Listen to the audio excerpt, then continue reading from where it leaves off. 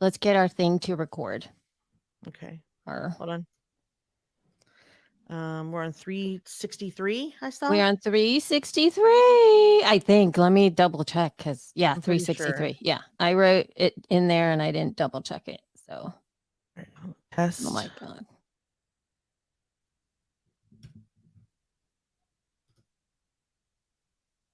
All right, sound good as usual. Okay, I'm ready when you are. Ready? Okay. 3, 2, 1. Press record. Okay, and now hold on. Let me do my second one. Okay. Now say hello, Jessica. Hello, Jessica. Hello, Elsie. Hello, All right. Elsie. Hello, Elsie. Hello. Hello. Hello. I can be my own barbershop quartet. You can. Hello. Hello. I kind of don't want to do the song because I don't want to go set it up on my roadcaster back there. I mean, it's already in there. I just don't want to reach behind me because it's so far Yeah. away. Too far. So far away. Yes. Do you know that So song? I do. It sounded. Doesn't anybody stay in one place anymore? It's Carol Yeah. King. Yeah. Hi, Lena. Oh, Lena! Yay! July I 4th. know. It's a surprise to both of us as well. Earlier, and as you can see, we just kind of, it's a little early for us. We're not quite awake. But we do, you have a hard out at 11. So, Jess, we have to get going. I do.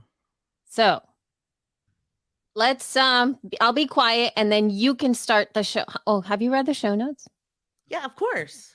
Okay, just checking. I know. I'm very excited to talk about. You know me and stats. I love it. Yeah. So, You don't see that excited. It's almost like yeah. we're recording into the abyss today because it's a Right? holiday, which is And something it, we never do. no, and I'm also slightly still sleepy, even though I woke up at 7:30. I'm I am still too. like I'm a little sleepy. sleepy. Okay. Well, we can talk Um, about it. Yeah. All right. why don't Ready? we this is what we're gonna do. We're just gonna be quiet, and then Mm-hmm. you're gonna go as if the song's happening, and then you're gonna start. Can you do the song for me? Like, No, all no, no, I can't do the song. right, ready? No, I can't do the song. We can't. Okay. It's not even a song you can hum. It's just Uh, noise. No, yeah, It's it's musical just noise. noise. You're right. You can't even. You're right. Yep. You can't hum it. No. No. All right. Okay. Okay, so I'll be quiet and then I'll pretend like I'm dancing. And then Okay. okay, ready? Ready? And 3, 2.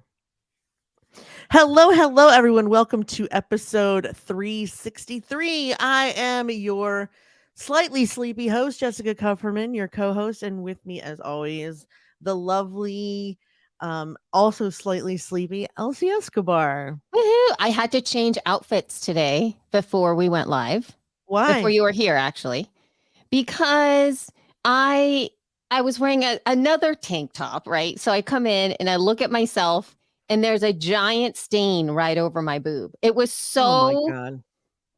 visible that it was one of those things where people are going to be like, why did she keep that top on?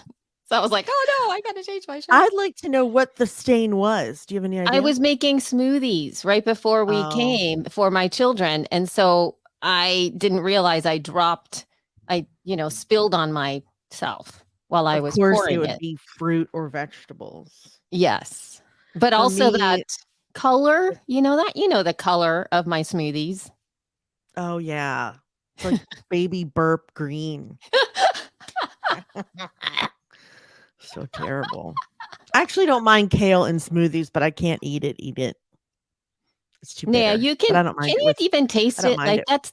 that's the whole point of having the vegetables in smoothies. You can't really taste the You specifics can, of but the it's like veggies. eating the earth. It's like eating grass from your yard. It's actually nice. It's like grass from your yard mixed with fruit. It's actually a very refreshing taste, I think. spinach also in a smoothie. Spinach is very hard to taste. That's what my children Yeah, have. I think so. I mean, it's easy to Icky. taste when it's just spinach, Right. unfortunately. Yes. But yeah, no, for me, if I had a stain on my shirt, 9 times out of 10, it's probably butter. Oh my God.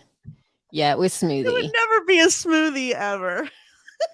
Yeah, it was I'm a just smoothie. saying, it would be butter or pasta sauce. No, I'm just kidding. I don't know what it would be.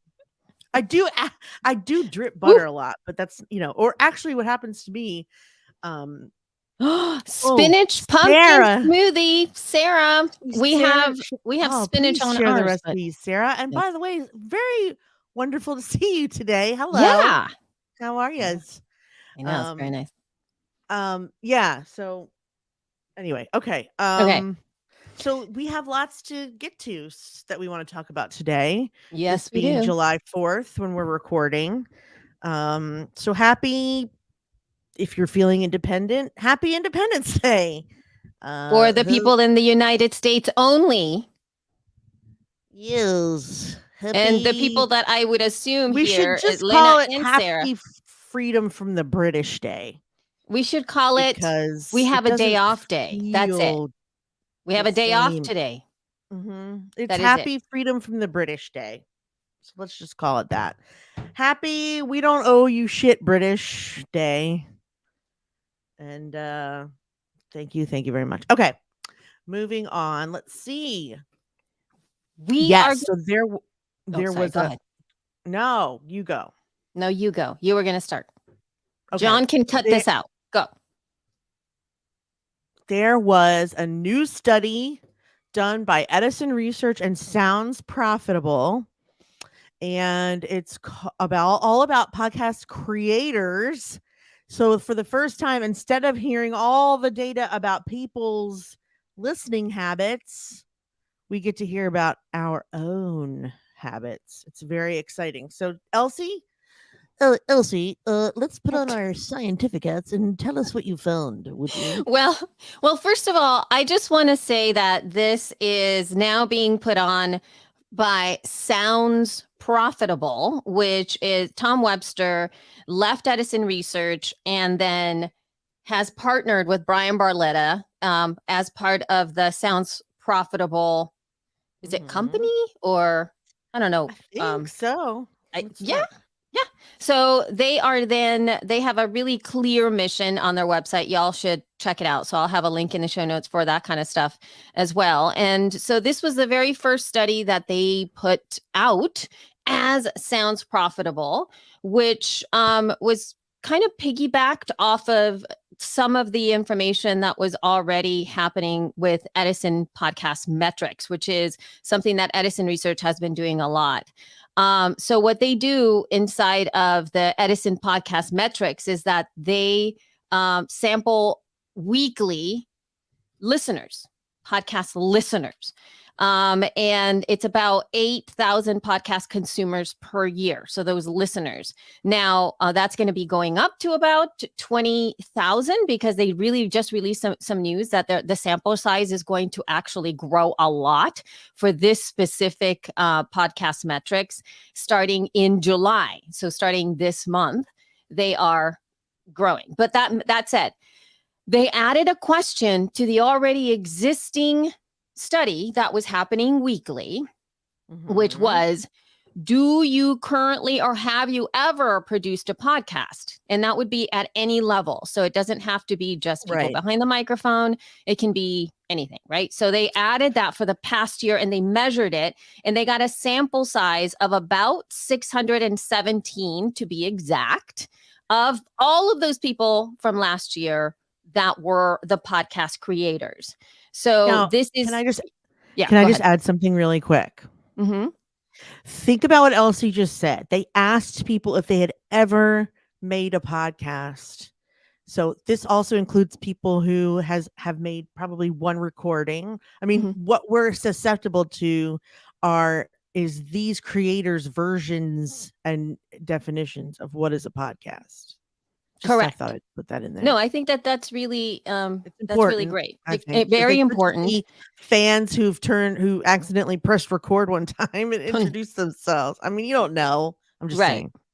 Okay. And part of it is that you also have to self qualify, just like Jess said. So, do you currently or have you ever produced a podcast? Could be someone that is in the podcasting industry or has had an ongoing podcast for the That's past, true. 6 years, or it can be someone who decided to go live on YouTube and every week, and that's their podcast, Right. and that's what they think I that just is wanted to right. So clarify. yeah. Yeah, because asking people, have you ever made a podcast, can be tricky unless you Absolutely. make sure you identify for them what you're referring to. Anyway.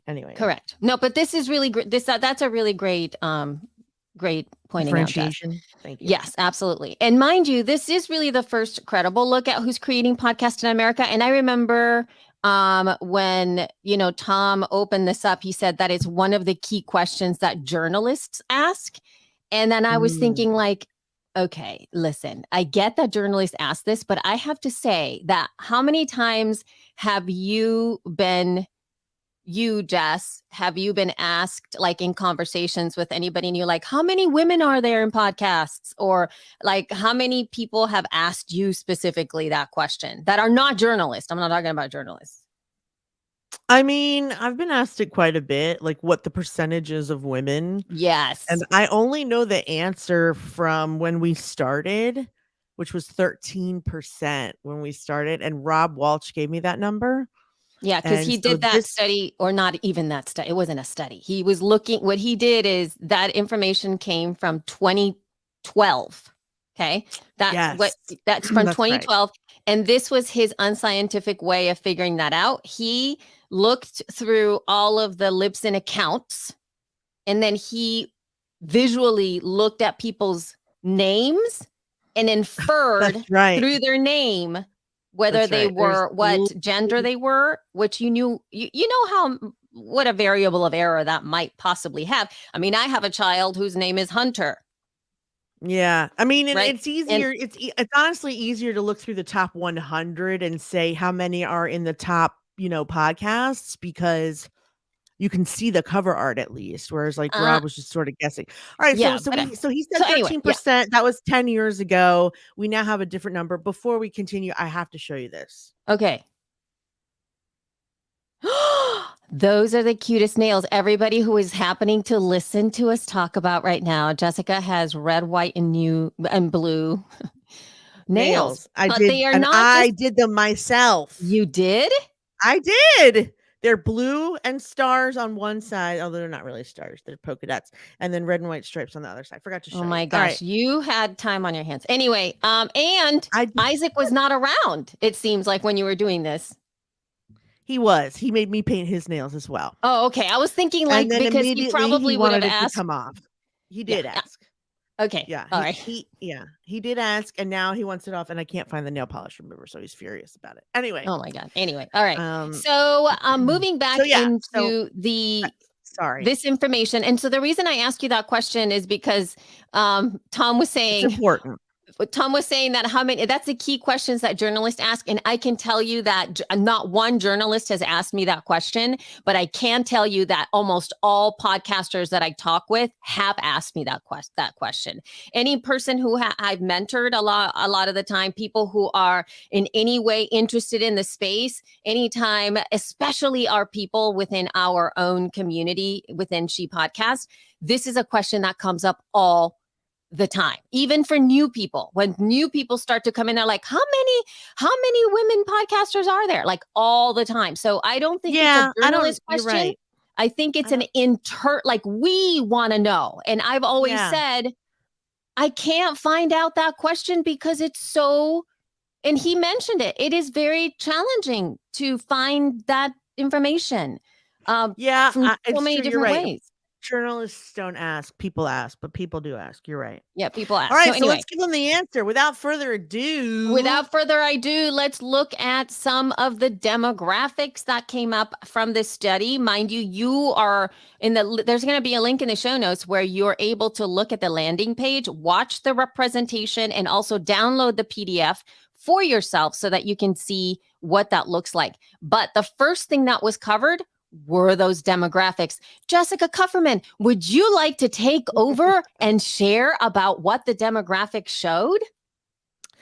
Yes, I would, in fact. All right. So as usual, what Edison has done is compared the study to the United States population. So I don't know if you know this, but the United States population skews slightly female, 49% men to 51% women. However, when it comes to creating podcasts, 69% of them are male and 29% of them are female and 2% of them are non-binary or other. So that is the gender split. It's hardly a split though. It's still very, very, very overwhelmingly male. And if you're listening to this, all it means to me is that you need to get on your butt and start podcasting. And the way to start doing that is perhaps to come to our event this fall, shepodcastlive.com. All right. Anyway. But at the same time, but I'm not joking, really. No, I know you're not joking. Now, here's the thing. You did mention there was that caveat at the beginning, correct? There was that caveat at the beginning that US you mentioned about population is half and half. Yes. No. I'm saying What? when we were just talking about the question that was asked in this study. Oh, yes. Which so was, you think men are more likely to be like, yeah, I've created a podcast. Yes, really that's they another think, thing. That's something that possibly could happen, that they're creators and they're like, yeah, I've done this thing. So they do self-identify as podcasters within the study. I mean, I'm again, this is just simply from you looking at it, of those 600 plus people who responded to the study. That said, though, it was really disheartening to see that it's almost 70% male. It was like, it was. oh Because my, I was astounded. I Really. know. I mean, especially because like we've been around for so long and we have 21,000 women in there. And yes, I mean, I guess when you compare it to the 400,000 live podcasts, I guess 21,000 isn't a lot. But when you think about all the women you know that have something to say, right, it seems very low. I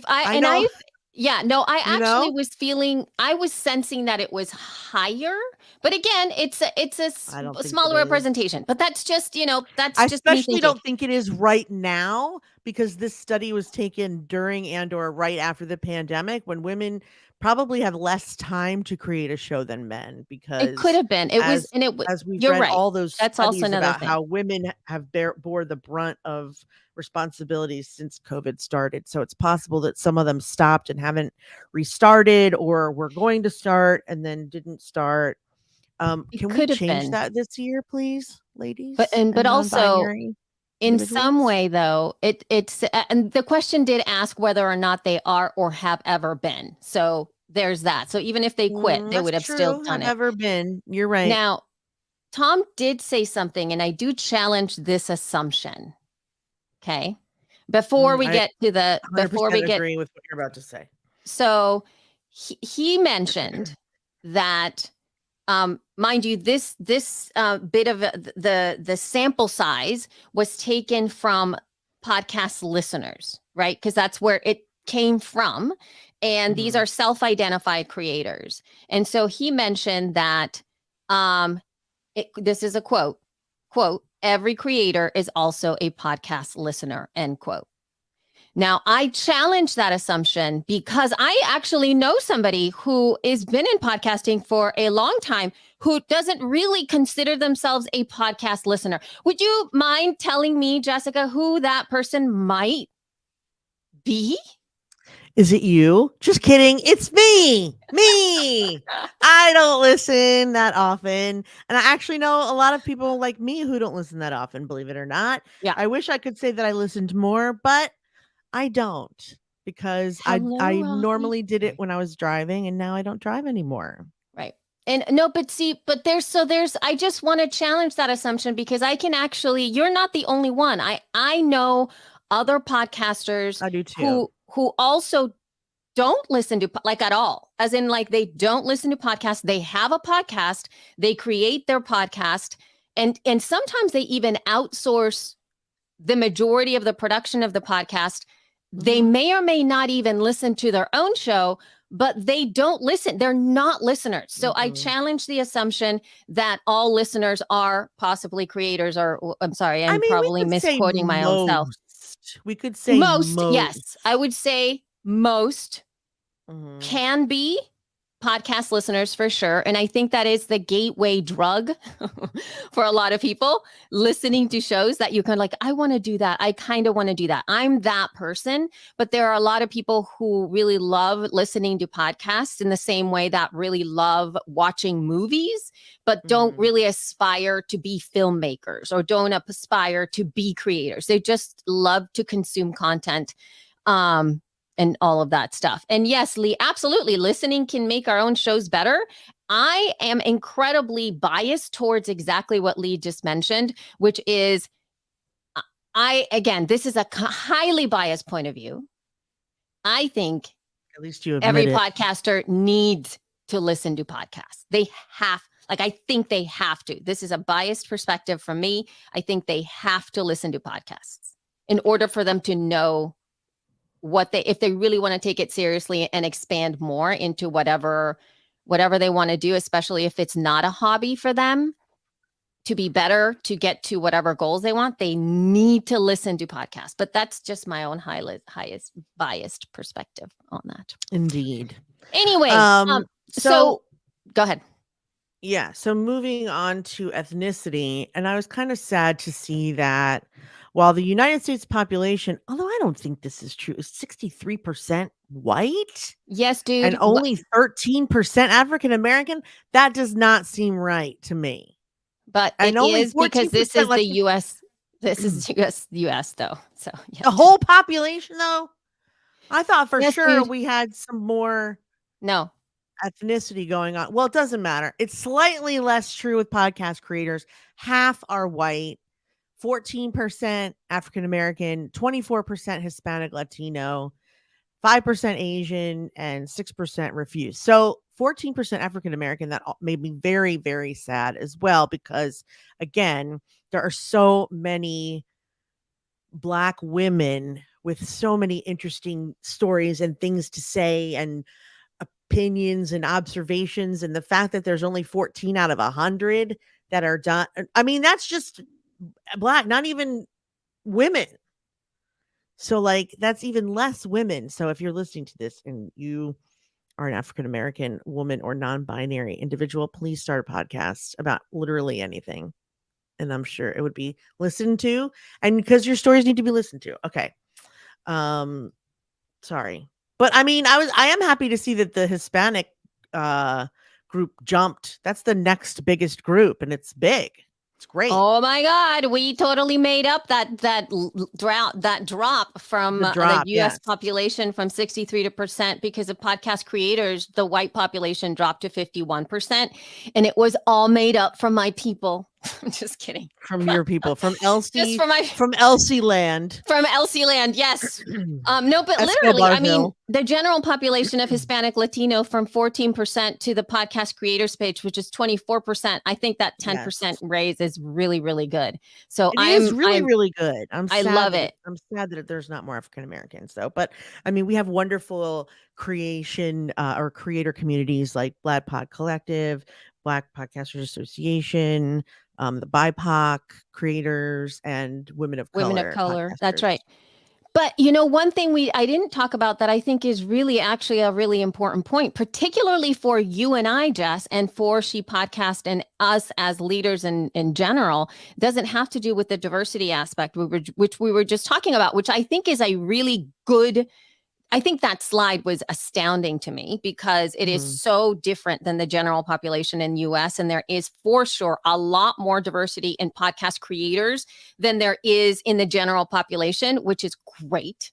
Mhm. But here's the thing that I really was like, oh my God, we literally are like a unicorn, Jess, because among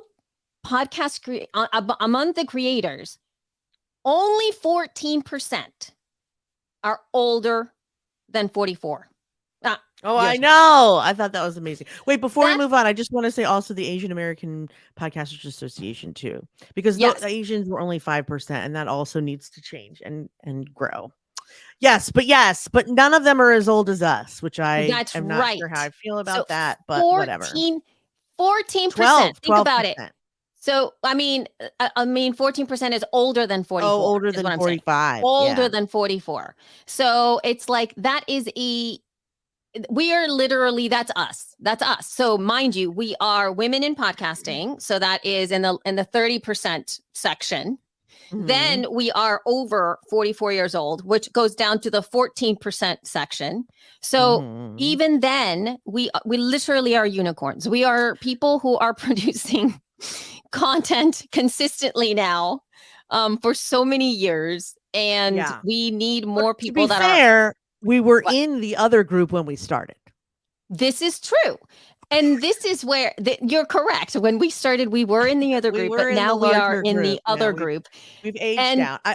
I'd also like to know the gender split on that, because I oh, think the reason it's so young is because it's men. I think the women who podcast are in the slightly older genre, and I know this you're because correct. Maybe true. our biggest group is 35 to 44, and then 45 to 54, and then I mean, I should probably not say that without looking at our insights, but I'm pretty sure I'm right.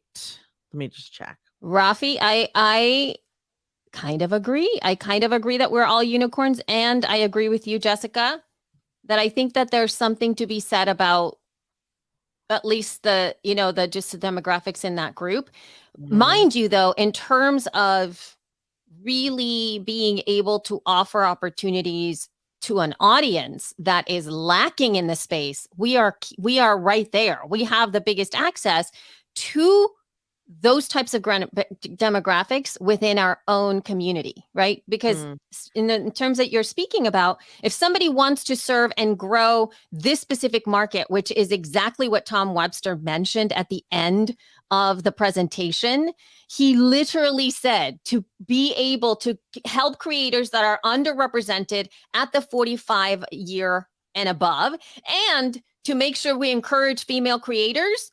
Who solves the problem for both of those things? We do.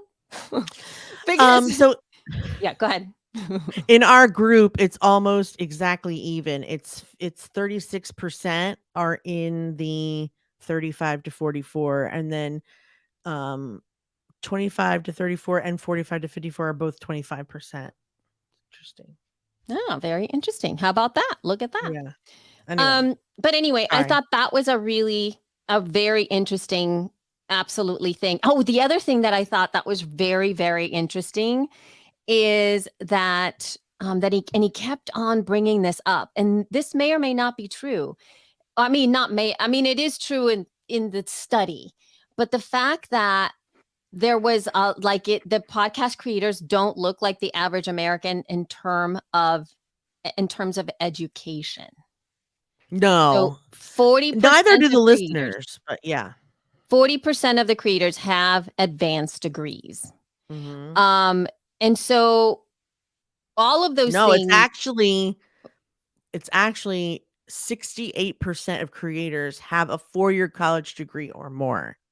That's how Wow. I would say it, because advanced Okay. degrees is like a master's, which is still a lot. That's still 40% is a what I'm lot. saying. That's still a lot going to school, which means so the thing is that something that he kept bringing up a lot is that a lot of the podcast creators have a little bit more, they're more privileged in their life. They have advanced degrees. 80% of them are employed. Mhm. 38% of them are earning over 100K. Yep. And so that in itself is a very unique imprint of who this person is. And And now let's turn it towards the male. So they're male, employed, possibly have more of an income coming in than the general population. And more college degrees. And yeah, deep But more studies. than what? More than the U.S. population, not more than the U.S. population. Yeah. Correct. Correct. Clear, right. More than the U.S. population. Did you know that the United States population, 42% of us have a high school diploma or less? Wow. That is terrible. I didn't know that. And so you kind of get an idea of the people who are creating content are for sure leaning one way, right? It's a slice, not of the population as a whole. And so you can kind of get a sense too that the voices that we hear are voices that are coming from a specific type of a lens, that are creating this content. And for good or bad, depending upon how our society is placed, whether or not education, right? I don't think that the education from a higher degree person, I mean, if they're talking about, tech and science, which we'll talk about here in a second, obviously you do need to study things like this and continually, do all the fancy stuff that it seems to me that education needs. But when it comes to real life experience and wisdom and just plain old intelligence and smartness and just being able to live a full life and experience the world as it is, you only get a slice of that because we're not getting the voices from the folks who happen to maybe not go to a university, not get a higher degree, but are possibly like a stalwart in their community.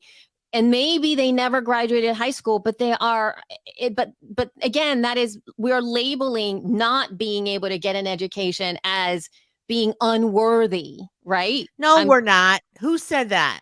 No, I'm not saying that. I'm saying that. I'm not saying that that's what we're thinking. I'm saying that those voices are not getting behind the microphone to speak. And within our society, culturally, we place value on university degrees and systems. We tend to move towards that area to be able to place value on that, because we say like, oh, did you, how much study did you have? Did you go get a doctorate? Do you have a PhD? That somehow legitimizes people within our culture. I do not believe this. I don't subscribe to that. I'm just saying that we tend to do it. Okay. We're biased towards that. Okay, but on the opposite end, and I don't mean for this to be a college is useful, yay or nay debate, but regardless of what you think about the college education that you or I have received, I will admit that it has made my view of the world more tolerant. It has exposed me to cultures and people I would have never been exposed to before. It has helped me problem solve and think outside the box for various reasons. And it also, going to college, made me more independent and probably more confident as far as how I live my life, but also as an independent thinker. I think people who go to high school and then they just immediately start working, college gives you opportunity for travel. It gives you opportunity to work with people in classrooms and labs that you wouldn't normally pair up with. It gives you opportunity to meet people in dorms that you would never be exposed to. I think that people who go to college are different, and I do think that those differences have value. I wouldn't say, and I'm generalizing, of course. Yeah. Like I can't say that for everyone. Certainly, if you don't go to college, but you end up traveling the world or whatever you're exposed to, then that's great. But I do think that the reason that we value university is not because people are looking up your GPA and seeing how well you did in chemistry. It's because that experience can help you be a more well-rounded person. Maybe. I actually, before, I think years ago, I would have been totally on the boat of that. I don't believe that that's the case anymore. Not because, again, I'm not judging the education and the experience you just mentioned. What I am saying is that now we do have, I think, as a society, the ability to not only give individuals who are qualified to do a specific job, Mhm. and have more opportunities to come through the door via like particularly for creators via internships, via like being a VA, a virtual assistant, because online work has really expanded the opportunity True. for a lot of people that don't necessarily have to go to a 4-year university to get that access. That's Because very there's a true. lot of Gen Zs, particularly, are becoming incredibly adept of all kinds of things: how to write, how to produce, how to, put things up on the internet, how to code, how to create content, Those people video, are audio, all of stuff. self-taught. I totally Exactly. agree with you, but I'm just Absolutely. talking about the person who goes to high school and then like become, and then maybe goes to trade school to become an electrician. Like I'm just saying you don't get exposed to different cultures or opportunities for travel. There's nothing wrong with that job. It's a very well paying job, plumbers, electricians, construction workers, all that stuff. I'm just saying the reason we value it is because of the there's culture about it, and then there's also perseverance. Like I don't know anyone who didn't struggle through college, who didn't have to Yeah, but work their tits off and then yeah, but I persevere. think that that's no, but I just think there's a lot of people too who like work their tits off, like not True. going to college and have to struggle and can't afford it. And so all I'm saying is that there is a certain level of, and I also challenge the fact that you're saying that we value it for this. I can tell you that there's a lot of people who are doing the hiring in like larger companies who are looking for degrees, and if it's a That's specific true. university, they're like, okay, you're in, versus somebody else who is higher qualified, much more into it, like a superstar, But that's and sort they of were my not going to point. be I don't hired think because they those didn't get a degree. but I agree with you. I think that those values are expired or should be, out of date and Yes. expired, but I still think that some type of similar experience is valuable. Yes, I mean, absolutely. I Rafi, you're agree with right. I mean, life Rafi. struggle is Yes. absolutely the real Yes. deal education. Yes. I totally agree. It's just Yes. I'm just talking about exposure, different exposure, and why I personally still see value in it. It's not even necessarily for the education per se. In fact, if you go to live in another country for 4 years instead, I would consider that a degree in life or whatever. Exactly. And But so in that but I respect, come from a small town, so you have to right. realize that most of the people that I graduated with still live there doing the shit their dad did, and they're no less worldly or less ignorant or less stupid than they were. That's all Right. I'm saying. And now to bring it back to the creators, if we could get more of those, even those um siloed people, if you're thinking about it from that perspective, just like let's say the folks that you grew up with that never left and that are still there, like there's something to be said about even like people like that getting behind the microphone to be able to I talk, agree. because then it is not only exposing them to the online world, to experiences, to creating content, to really focusing on their stories, but also the people that are listening to them are going to engage with them and then they'll open up. So for me, that's was the case when I started to listen to podcasts. I actually was listening to creators that were completely outside of where I lived, and I'd never like ever imagined having them talk to me or even be in my brain because they were not around me. But I was listening to them and they exposed me to the possibilities of a world outside of where I was. So it is valuable to hear those points of views, I because then when agree. you listen, 100% I agree. you completely expand. So I'm just We getting back need to the those fact that we need, perspectives. Yes. that's literally it. We Yes, need we to need those have those perspectives. Absolutely. audiences.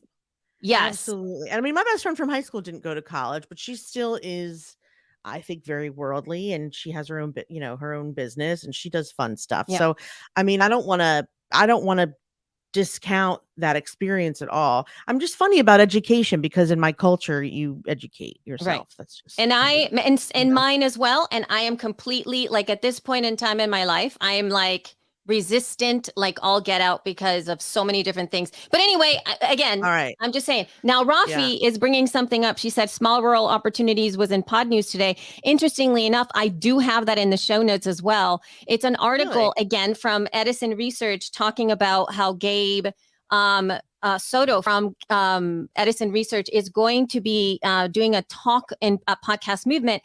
And he just is going to be presenting a little bit of data based on the fact that the podcast consumption in rural opportunities is really low compared to bigger towns. That to me also lines up with something that I hugely what'd you say? Exposure. But here's the thing that I'm fighting for these things is something that I've been advocating for forever is the fact that rural communities often don't have the infrastructure to be able to connect. And so even now, like the company that is providing me with internet is a nonprofit organization that serves North Carolina rural communities, and they are fighting tooth and nail to get grants to be able to bring it to so many other businesses and homes out here. I am actually lucky that I'm on the way of the areas that they serve. There's so many who are not served, and even the town next door, Justin, I just told Jess this, there are no cell towers there. So you literally cannot connect. And so then you start to think about how are they going to be listening to podcasts if they can't download them or stream them because you cannot connect. And then the work that it takes to go to a public library, because right now they're closed, to go to a public library, open up your podcatcher of choice, and then decide I'm going to download all of these things to my device is so annoying. I mean, especially the new people who are going to do that. So there's all of that kind of stuff. I really love that Rafi is like doing that. Look, she pitched 2 organizations in her small town. If we could zap you into this recording, I feel that we should, because as a Black woman, not only do you have a lot to say, but in this show, you also have a lot to say. And then look at this. She sent an article with a pitch. I mean, she's got a lot of stuff. And I'm true. I think every one of us needs to be doing that to get the word out for sure. She's helping.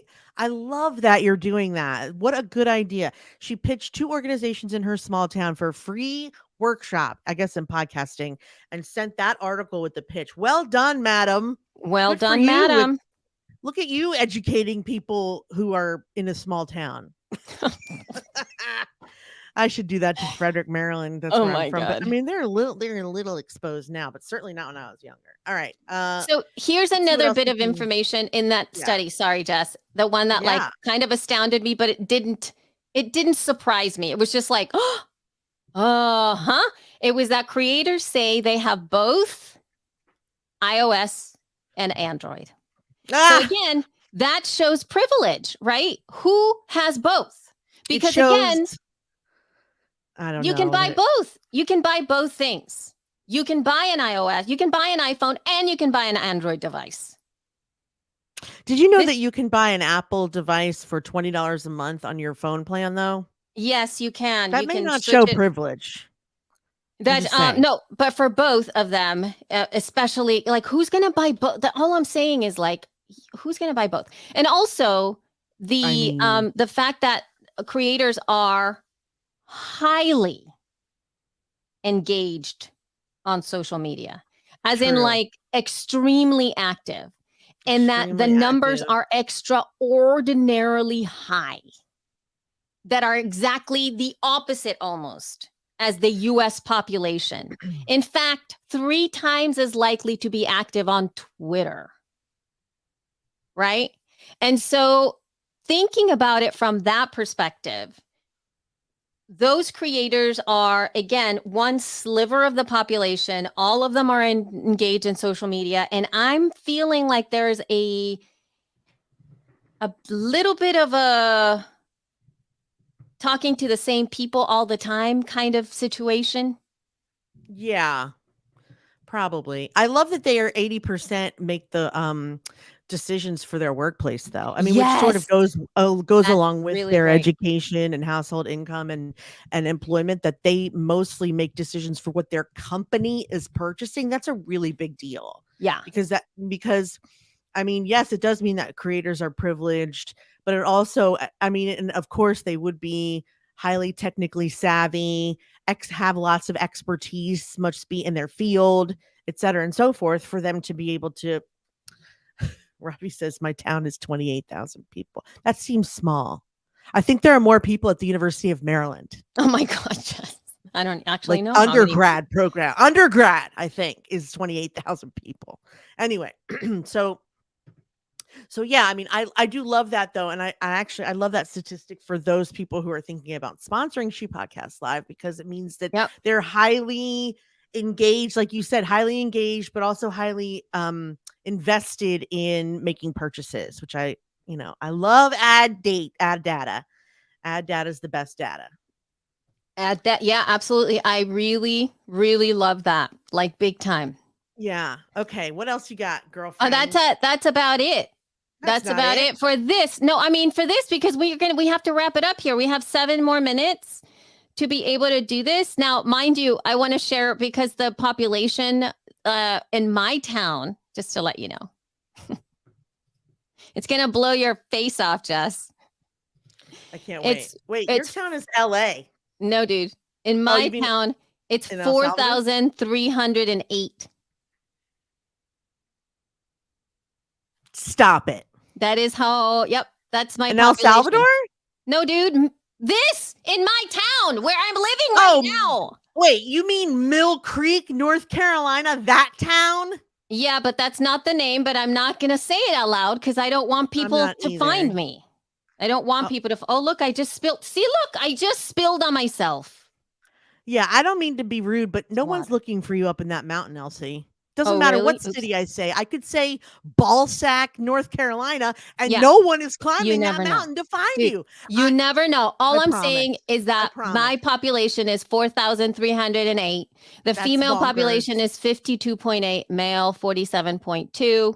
The median age is 46. So it's now that sounds like a fun town. Yeah. I want to go to a town where everyone is 46. I want the kids to be 46. I want the adults to be 46. I want the grandparents to be 46, because those are my people. Yeah. Those are my people. Great. No, all right, you guys. Yes, go ahead. No, you. No, I was just going to say, this is the coolest data. We will have a link for you in the show notes, shepodcast.com, if you want to check this study out. Elsie and I gave you the very brief highlights, but there's so much to be gained from that data, and actually for everything from Edison Research. If you go it's not Edison Research. It sounds profitable. And Edison Research. It's both. Okay. It was created by both and then sponsored by many other people we love. But yes, created by Sounds Profitable and Edison Research. I'm sorry, okay. Brian. I didn't mean to discount your involvement. I just don't think, I mean, I know Edison Research is, a research company. Yes, but this is where they're moving, dude. Data. This is where they're moving towards. They're moving towards that. That's what they're going to do. Doing this data stuff. Sounds profitable. I love that. It's amazing. All right. Yes. Okay. Thank you guys. Wait, before we go. Sorry, before you wrap it up. One more really quick shout out here, y'all. This is for the Podcasters United for Our Rights initiative from the BIPOC podcast creators.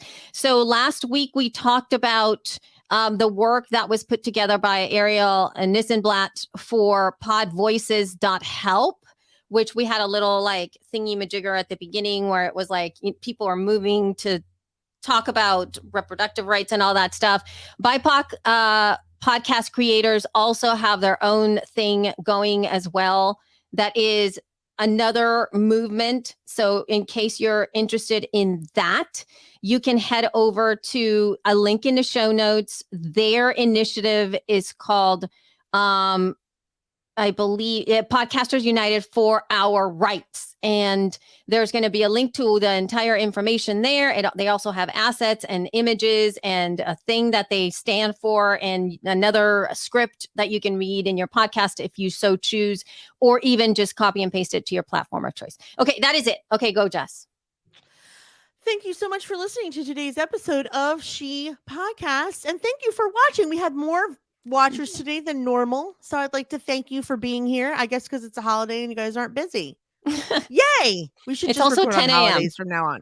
Oh, right. It's also 10 a.m. Maybe we should. Anyway, thank you guys so much. If you want to find us on Facebook,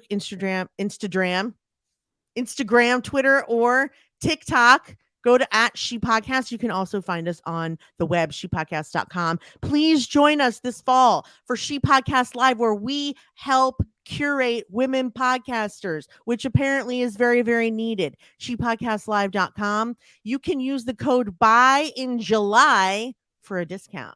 Ayo. Yeah, what else can I have to say? Please join us there. It's going to be in Washington, D.C. We know there's a lot of podcasters in Washington, D.C., and we would love to have you. Thank you so much for joining us today.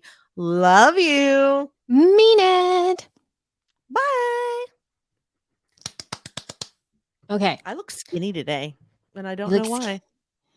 My You face looks look skinny. skinny today. Okay, time No, to I did stop. weigh myself, and I lost half a pound. I think it was in my face. Oh my God. My face looks thinner, doesn't it?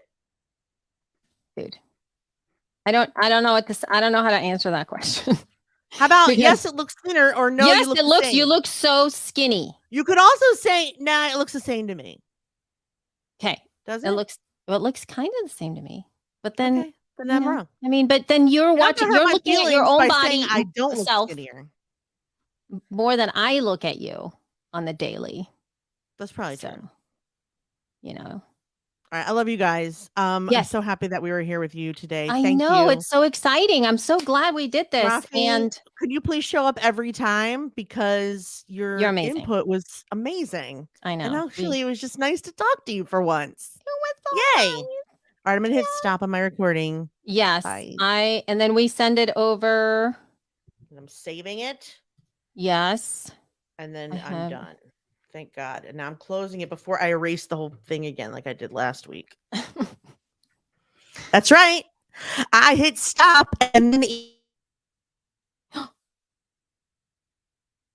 Did you? Oh my God. Did you just go away? what happened? I didn't have it at all. Oh, I was gonna. Yeah, you stopped in a very. I wanted to take a screenshot because you were like this. Embarrassing. All right, you guys, I don't know if you can tell, but I'm late for a hair appointment. I'm not late, Yep. actually, but I'm She's going to a hair appointment, which I Yep. very desperately need. So Thank you for Um, showing up, everybody. thank you. Wish Have me a luck. wonderful day. And You guys have a wonderful day. Happy next week. 4th. Happy Freedom from the British Day. we're done We're for done. today. Bye. I'm gonna Thank leave you. now. Is that okay? Yes. Bye, Elsie. Love you. Bye. Love you.